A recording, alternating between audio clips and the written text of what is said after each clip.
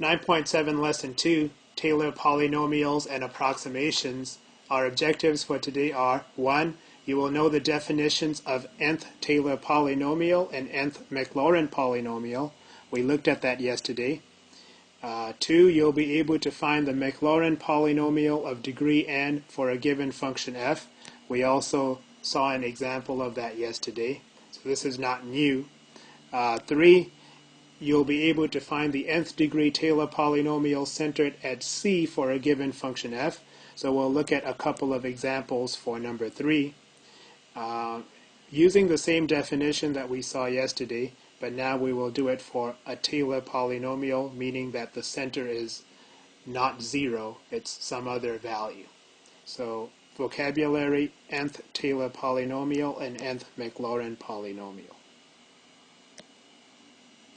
Yesterday's lesson looked at the derivation of this definition, and we saw how this was derived, and these are the definitions of nth Taylor and nth Maclaurin polynomials to approximate a given function f at some center C. So if the center C is 0, we say we have an nth degree Maclaurin polynomial for f.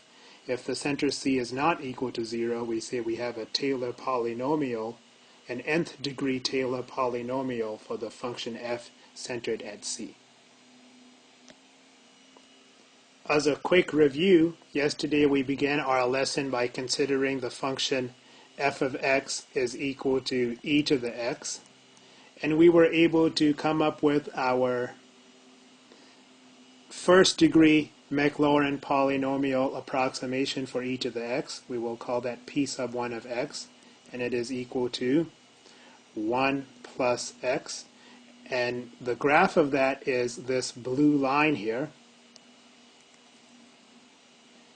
And we were also able to come up with our second degree polynomial approximation for f of x is equal to e to the x. It's the second degree Maclaurin polynomial because the center was at x is equal to 0, and it was 1 plus x plus 1 over 2 factorial x squared right here, and the graph is the green parabola that you see here. And we also came up with our third degree Maclaurin polynomial approximation for f of x is equal to e to the x. It was 1 plus x plus 1 over 2 factorial x squared plus 1 over 3 factorial x to the third. And the graph of that was this purple curve.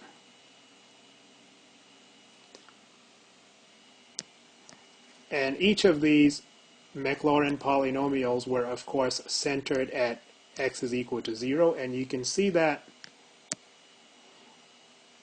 the original graph for f of x is equal to e to the x is shown in red. And you can see that each of these graphs does a decent job of approximating the original function e to the x for values of x that are close to 0, which is the center of the approximation. The higher the degree, the better the approximation. So yesterday we started with this problem, and then we came up with these not by using the definition that we see here, but by going through a series of steps, and then we generalize those steps to derive this definition. Today we'll look at two examples in which we'll be finding nth degree Taylor polynomials centered at C for given functions f. So our first example, first of two examples for today, is number 26. Find the nth degree Taylor polynomial centered at C. So the center for number 26 that we have to use, as given in the problem, is C is equal to 2, and we want to find a fourth degree Taylor polynomial for f. And again, this is just what we're told that we have to do. So you look at the definition of an nth degree Taylor polynomial for function f centered at c, which is right at the top. And what we need to do is this. We need to find our function evaluated at c of equal to 2. We need to find the first, the second, the third, and the fourth derivatives of this function, and evaluate each of those derivatives at c is equal to 2. And then, of course, to form the coefficients of our fourth degree Taylor polynomial for f, we would then take each of our function and derivative values evaluated at 2 and divide by 0 factorial, 1 factorial, 2 factorial, 3 factorial, and 4 factorial for the constant, the first degree, the second degree, the third degree, and the fourth degree terms from our fourth degree polynomial. So we begin by evaluating our function f at c is equal to 2, and we get 1/2. Now we need to find the first, the second, the third, and the fourth derivatives of the function f. So you should begin by rewriting the function f so that it would be easy for you to take derivatives of the function. So you can write 2 over x squared as 2 times x to the negative 2 power. And then you can use the power rule to find the first derivative. So take the exponent to the front and multiply it by the coefficient. 2 times negative 2 is negative 4. And then subtract 1 from the exponent. You can find the second derivative by using the power rule once again. So when you do negative 3 times negative 4, you get positive 12. And then you get x to the, subtract 1 from the exponent. Negative 3 minus 1 is negative 4. So repeat the process to find the third derivative. So this gives you negative 48 x to the negative 5. And then the fourth derivative, which we notate this way,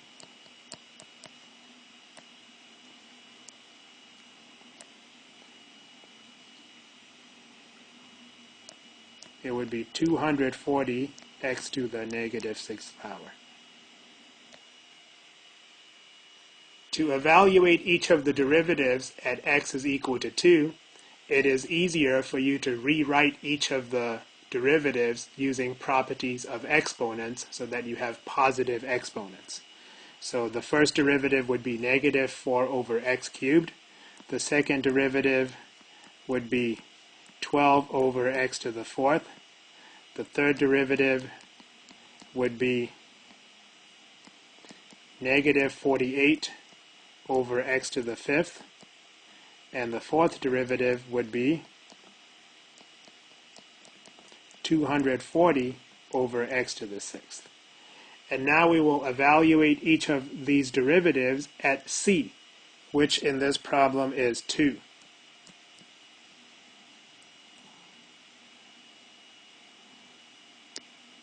So we need to find f prime of 2. We need to find f double prime of 2. F triple prime evaluated at 2. And the fourth derivative of f evaluated at 2. So here we will have 2 cubed, which is 8. So we have negative 4 divided by 8, which would be negative 1/2. Here we have x to the 4th. 2 to the 4th is 16. So we have 12 over 16, which simplifies to 3/4. Here we have x to the 5th. 2 to the 5th is 32. So we have negative 48 over 32, which simplifies to, which reduces to negative 3/2. And then here we have x to the 6th. 2 to the 6th is 64. So you have 240 over 64, which we can reduce. So 16 goes into 240 15 times. and 16 goes into 64 4 times. So that reduces to 15 over 4. So now we'll take these values. F of 2 is 1/2. F prime of 2 is negative 1/2. F double prime of 2 is 3/4. F triple prime of 2 is negative 3 over 2. And the fourth derivative of f evaluated at 2 is 15 over 4. And then we will have to divide each of these. We will have to divide this one by 0 factorial, this one by 1 factorial, this one by 2 factorial, this one here by 3 factorial, and this value here by 4 factorial to form the coefficients of the fourth degree Taylor polynomial approximation for f of x centered at x is equal to 2. Because that's what the definition tells us to do. Now we're ready to conclude our problem. We're looking here at the definition, and we're going to write p sub 4 of x is equal to our function evaluated at 2, c is equal to 2, so we will have 1/2, as we saw earlier, plus the derivative of our function evaluated at 2, which we saw to be negative 1/2, times x minus c, x minus 2, plus the second derivative of our function evaluated at 2 divided by 2 factorial. The second derivative of our function evaluated at 2 was 3/4.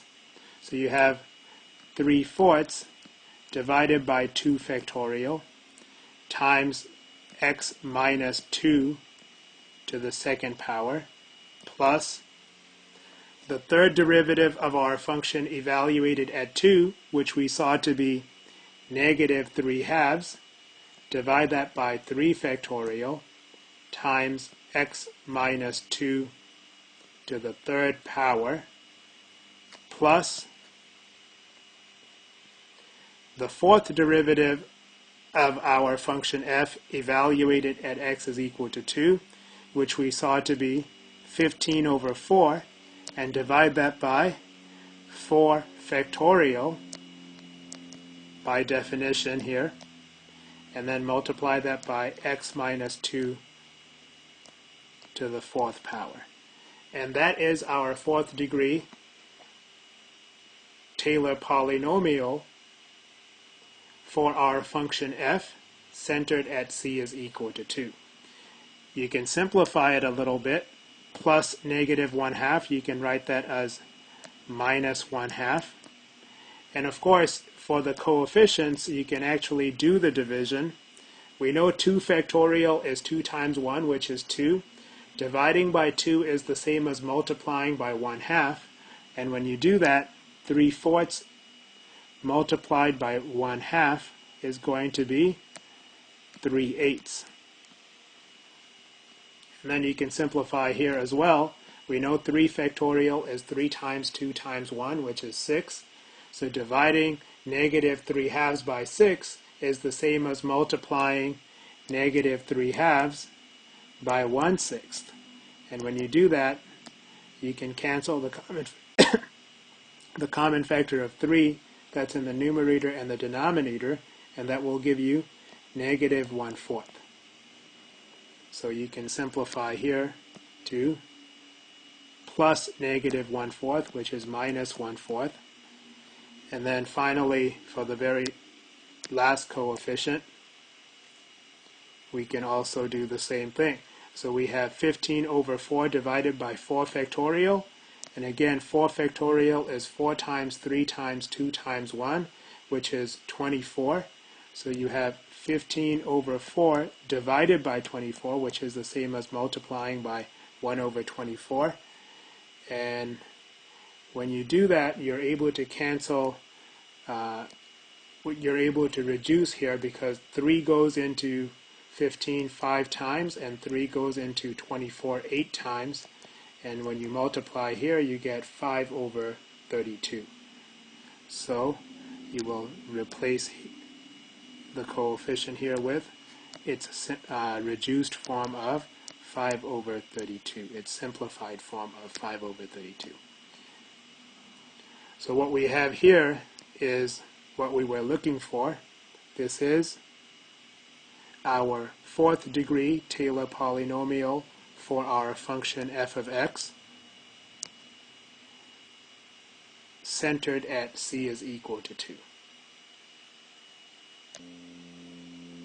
Here's a second example. Find the nth Taylor polynomial centered at c for number 28. Our function is f of x is equal to the cube root of x. We'd like to find our third degree Taylor polynomial for f centered at c is equal to 8. And again, we'll be using this definition of an nth Taylor polynomial for a function f centered at c. So what we need to do, as before, is evaluate our function at c is equal to 8 to get the constant term. Evaluate the first derivative of our function at c is equal to 8. Evaluate the second derivative of our function at c is equal to 8 and divide by 2 factorial. Evaluate the third derivative of our function at c is equal to 8 and divide by 3 factorial. And of course, don't forget the x minus c squared, and the x minus c cubed with c equal to 8.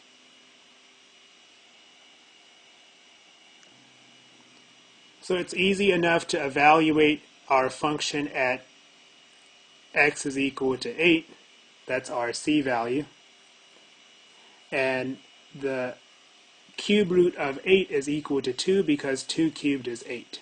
So now we must find the first, the second, and the third derivatives of our function and evaluate each of these derivatives at c is equal to 8. How would we find the first derivative of our function? We need to rewrite our function as an expression with a rational exponent. Generally, if you have the nth root of x, you can write that as x to the 1 over n power. So on the left we have a radical expression, and on the right we have an expression with what we call a rational exponent. So we can write the cube root of x as x to the 1/3 power, and now we can use the power rule to find the first derivative. So in using the power rule, we bring the exponent out front, and then we need to subtract 1 from 1/3. So you have 1/3 minus 1, which would give you negative 2/3. Let's go ahead and find the second derivative. Again, we would use the power rule because we have a power function. We would bring the exponent out front. That would give us negative 2 over 9. And then we would subtract 1 from the exponent. Negative 2/3 minus 1, which would give us negative 5/3. We will now find the third derivative. Bring this exponent out front, and that would give us 10 over 27, and then I have x to the negative 5/3, subtract 1 from the exponent, and that would give us negative 8 over 3.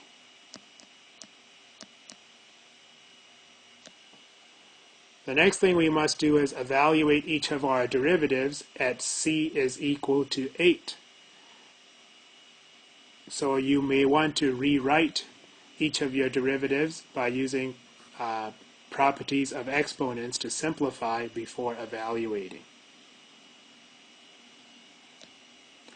Our first step in rewriting f prime of x is to use properties of exponents to have a positive exponent. So we can take the power from the numerator to the denominator, and we would get what I've written here.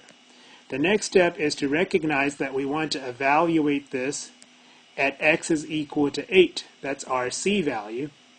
And 8 is a perfect cube. So you can take the cube root of 8, and that would give you 2. So because of that, we'd like to use properties of exponents to rewrite this as 3 times x to the 2/3 can be rewritten as x to the 1/3 to the second power. Here you have the power of a power, so when you multiply the exponents, 1/3 times 2 will give you 2/3. But of course, x to the 1/3 is the cube root of 1/3. So this is the same as the cube root of 1/3. I'm sorry, this is the same as, I said the cube root of 1/3. What I meant to say was this is the same as the cube root of x. So now we have the cube root of x, so you have 1 over 3 times the cube root of x squared. The purpose of rewriting f prime of x like this is because now it's easy for you to evaluate f prime of x when x is equal to the given c value, the center of our polynomial approximation, which in this problem is given to be x is equal to 8. So now we're going to have 1 over 3 times the cube root of 8 is 2, and 2 squared is 4. So we have 1 over 3 times 4 is 12. So all of that work allows us to know that f prime of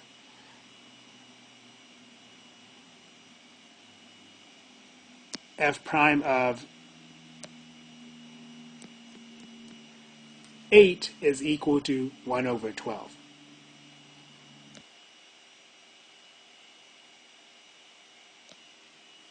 So you need to do the same kind of algebraic simplification to find the second derivative of the function evaluated at c is equal to 8.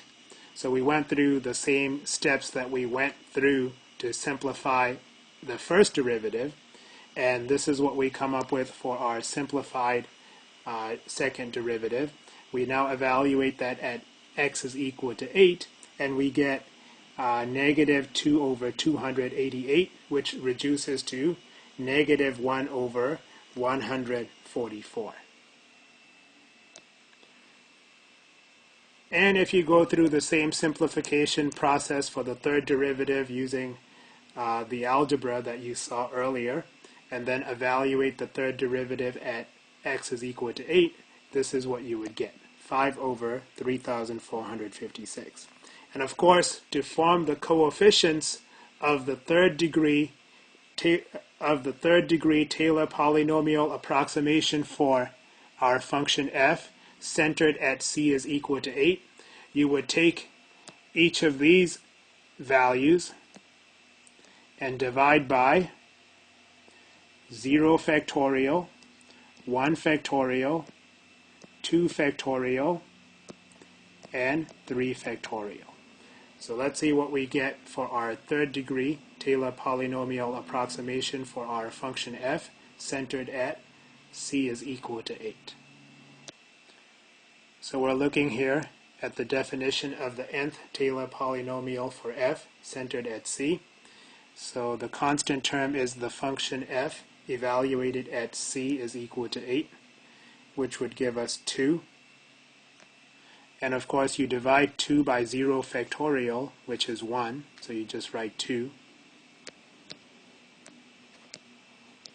And then you have the first derivative of the function evaluated at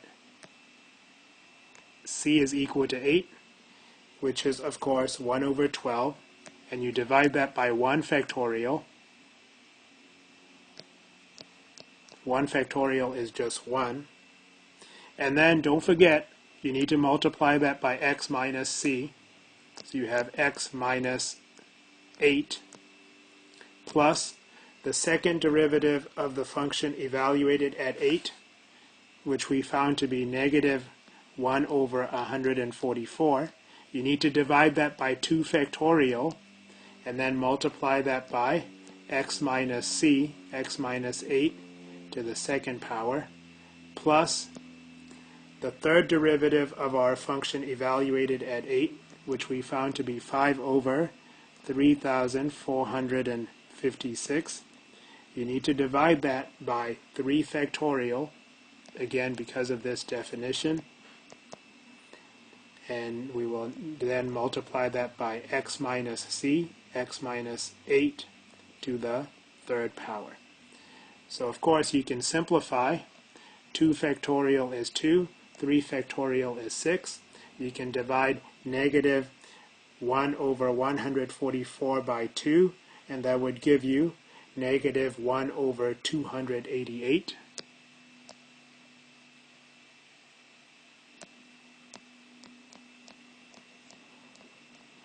And you can divide 5 over 3,456 by 3 factorial, which is 6. And when you do that, that's the same as multiplying by 1/6. And that would give 5 over 20,736. So our final answer would be, this is our third degree Taylor polynomial approximation for the function f of x centered at 8. And if you were to graph the function f of x and this third degree Taylor polynomial approximation for it, you would see that this third degree Taylor polynomial approximation closely approximates the function f for x values that are close to 8. So in today's lesson, we reviewed definitions of nth Taylor and nth Maclaurin polynomials, and we looked at finding nth degree Taylor polynomials centered at C for given functions f. And of course, we were told what degree to find and what the center was.